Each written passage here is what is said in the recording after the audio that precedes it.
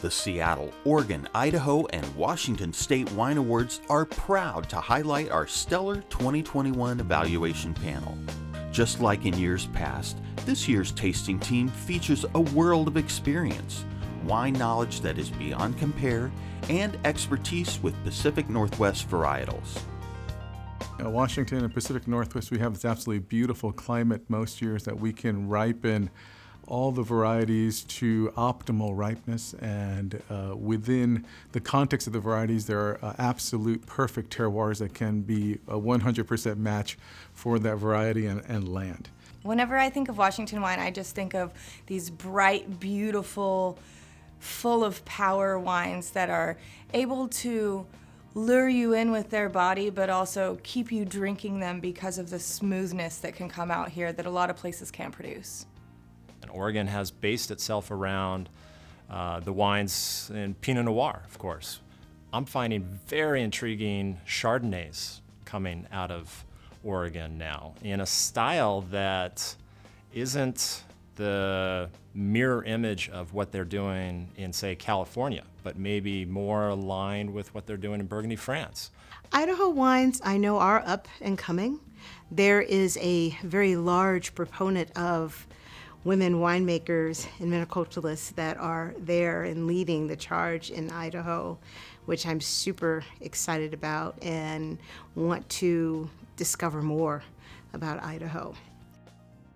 We truly have world-class wine-producing regions here, and there's some absolute stellar wines that just are a true pleasure to taste and actually want to stop and do more than taste. Over a 2-day evaluation process, the panel ends up tasting nearly 1,000 entries in a single blind format, along with Pacific Northwest Cider and Perry. It is really looking for the wines that are showing exquisite balance, great sense of place, the finesse and elegance. I think when all of those elements are in correct proportions, you have a wine that really, really stands out head and shoulders above the others.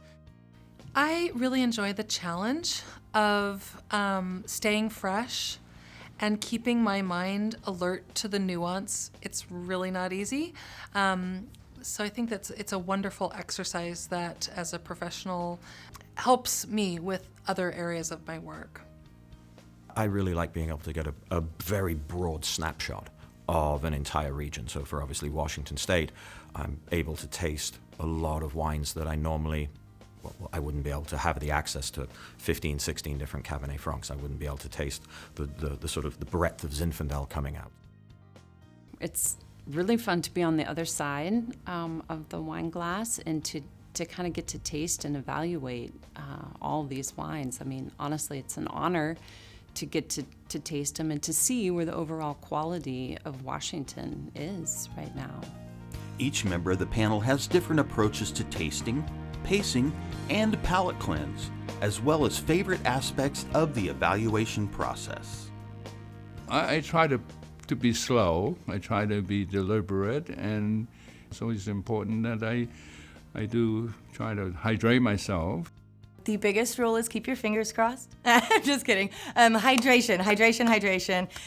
Spitting, it's a little bit difficult whenever you encounter some really amazing wines and you really want to drink that, but you know you have 400 wines coming after lunch or something, so you have to pace yourself. Hydration and cleansing your palate is a big thing.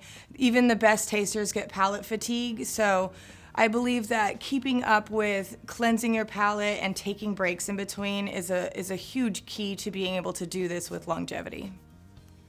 I like the process in the fact that when we move from one table to the next, the wines are always prepared and ready for us.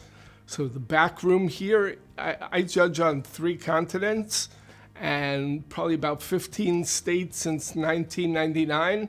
And I find that this is one of the greatest competitions in terms of pure organization. Just staying focused and not letting too much information come in, but just being focused, cleaning my palate every so often so that I'm fresh again, and just being able to give everyone a fair shot. Cheers to great Pacific Northwest wine, Perry and cider.